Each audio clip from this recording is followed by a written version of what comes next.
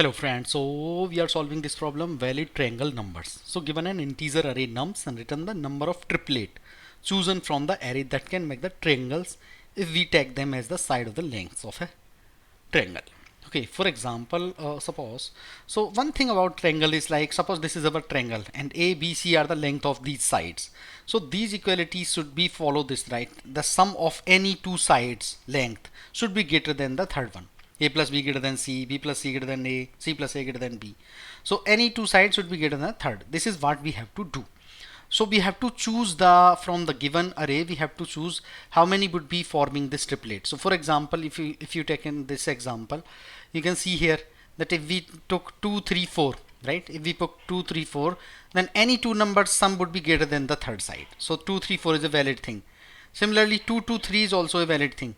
But can we take 2 2 4? No, we cannot take, because 2 plus 2 would be then equal to 4.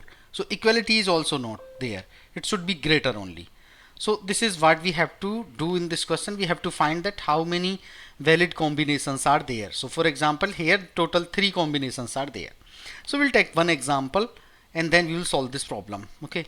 So let's take a good example. Okay, not the example given in the question, but we will take some good example. So suppose this is our nums array, and this nums array is we will take something like 5 9. So let me take it better. 5 9 11 12 5 and then 9.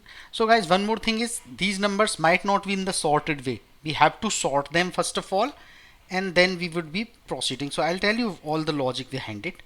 So this, suppose these are our numbers in the array. Okay, so now you guys can observe here we have to find the triplet, and triplet, it's not only the one, it should satisfy this condition, right? So what we will do is, suppose we are starting from here, so this would be our very first, let's say at 0. Okay, then all the triplet or double the second values would be starting from here onwards. Whatever, let's say if I call this guy as I, then the next values, because we are looking for the tuples, right, the next value would be the I plus 1 from here. Now from here onwards we will keep on checking. Okay, so if I equal to 0, then j, the one where we will taking the pairs, that would be at I plus 1, right? So you can see there j is equal to I plus 1. Here what we are doing, basically we gonna check after sorting this array. So let's say we are taking this guy, this 5 and 9, right? So 5 plus 9, what is the value? 9 plus 5, it is 14. Now we have to check. So we'll check here first of all. This is 11. So this is a value, right? This is a valid one. So if we say here nums of I plus nums of j, it should be greater than the third value, whatever we are taking, like 11 in this case, right? So we have to find all such pairs where these value are the greater than the third one. Now one more thing is why we have sorted it, because this array we have sorted. Now we can guaranteed say that any number, let's say 11 in this case, would be always greater than the sum, greater than the remaining on the left side, right? Because this is sorted, so obviously it would be greater than all guys who are on the left side of it. So if we now we can guaranteed say that if we add anything in this 11, right, if we add 9 or if we add 5, any number from the left side, obviously it would be greater than the any value on the left side, because this is already greater than that. And if we, for example, 11 plus 9, if we do, obviously it would always greater than 5, right? If we do 11 plus 5, this is always greater than the 9, because it's already sorted. So that is why we have sorted it. So we are not gonna check everything here, because one check is already there, that if we start from here, means the I equal to basically at second location we have to start, because we need the tuples here. So 5 and 9 is a valid tuple, because nums I plus nums j is basically greater than this 11 as of now. Let's say at 11 we are saying it is k, right? So k would be initially what it would be, anyway I plus 2. I plus 2 would be the initial value for this k, right? So now we can see here that nums I is 5 and nums j is 9. So 9 plus 5 is greater than 11. That means this triplet 5 and 9 and 11 is a valid triplet, right? So we can say that okay, we have found 1, this 11 is the 1. Now we will increase this k, we will increase. Now we are coming at 12, that hey, this 12 also lesser than nums I plus nums j. Yes, k, this is also. So this is 0 1 and this is 2, so this is 3 and this is 4. Now okay, so we have found till here. Now our k would be coming here, right, at 13. That we'll check that hey, is it is lesser than nums I plus nums j. Yes, because see here we are still at 0 and 1, right? I is 0 and j is equal to 1. We have fixed here, only k is varying here, right? So at 13 we can see that yes, that is also valid. So we are at here. Now we are coming to at here, k would be become 4.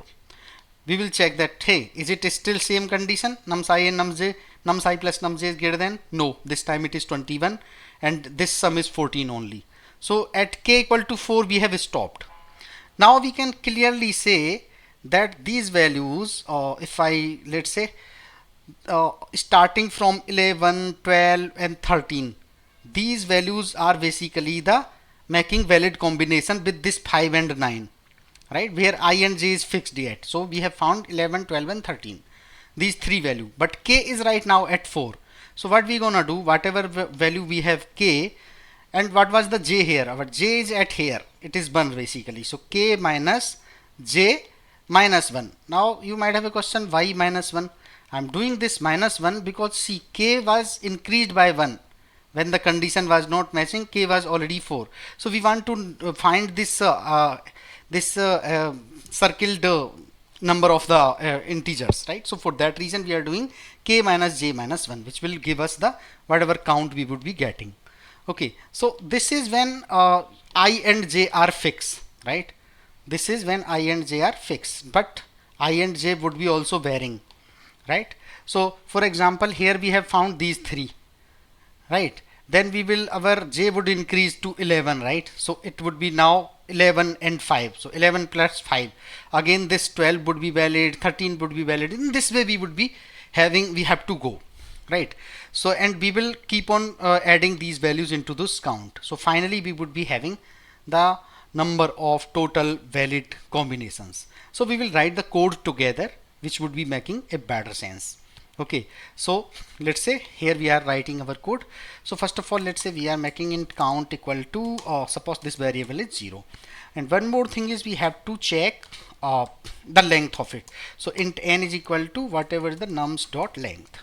So we will check that hey, if n is lesser than 3, then there is no possibility of any triangle, right? So we can directly say we have to return 0.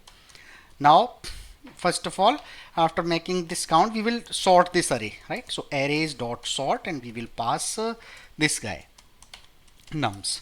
Okay, so I have passed. Now our array is sorted. Now what we're gonna do here is we will use the for loop. So for int I, so for I we are starting, right? So for I equal to 0 to I less than n minus 2, because I has to stop at third location. Third last would be the last valid value for I. So that is why I have taken I equal to 0 to I less than n minus 2, because we are looking for the triplet, right? So we would be doing like this, and we are now going for the j, right? So for int j equal to I plus 1, right? We were starting here. You can see here we were starting from here. When I was 0, we started from j equal to I plus 1. So that is why 0 plus 1. So that is why I am saying j equal to I plus 1 and j less than what? J less than should be n minus 1, because j also cannot go up to last location, because this is we are looking for the 3 values, so it would be stopping at the second last value of this array, and we will make j plus plus, right? So then we will, yeah, one more thing is, because nothing can be here any value cannot stay 0, right? So we cannot, a length cannot be 0 of a triangle, right? So we have to put this check as well, that nums I should not equal to 0, right? Because in the ranges it might be having 0 as well. In the question it is given, right? See here, nums I could be 0 as well, so we have to skip the 0 values. So that is why I am putting this.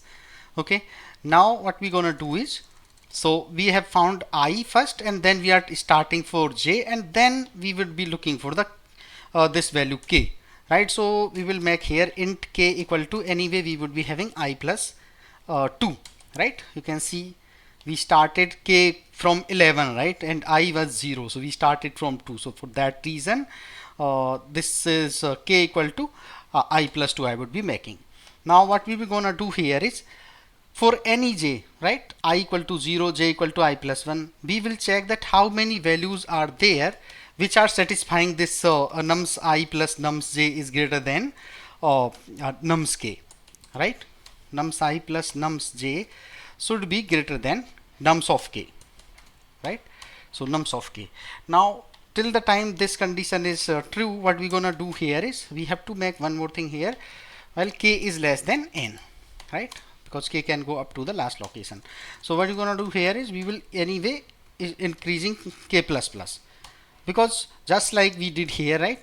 So 5 plus 9, it was 14, so it was greater than 11, so we started k to here, it is 12, then again we increased k, so for that reason we are doing this thing. Okay, so we are increasing k till the time this condition is satisfied. Once we are coming out of this loop, what we're gonna do is we have to update the count. So count equal to whatever we have found. So it was k minus j minus 1, which we just explained here, right? We were doing this length 11, 12, 13. When we were here, the k was 4, right? At that time we want to check these 11, 12 and 13. This is 3 lengths, so we did k minus j minus 1. So same thing I am doing here. So every time we are coming, we are increasing this count with this value, and once we are coming out of all these loops, we would be returning this count. Okay, so here, so make return count. Let me execute this code. So I am running this code. Okay, let me try to submit it. Yeah, so it is submitted. So what is the time complexity here? You guys can see we are using a for loop inside for loop, right? So it would be obviously n square. You can see here. So we are starting from I equal to 0 to up to this n minus 2, and then inside this loop, and top of that we are going, so we are increasing this k from here. So it is basically O of n square. Don't get confused that this while loop is also creating n cube. No, we are increasing by k. K is already ahead of j and I, right? So this would be O of n square, and space complexity would be n log n. Why? Because this log n, basically because this sorting also takes internally some space. So thank you for watching this video, and if you guys have any concern, please make a comment over there. Thank you.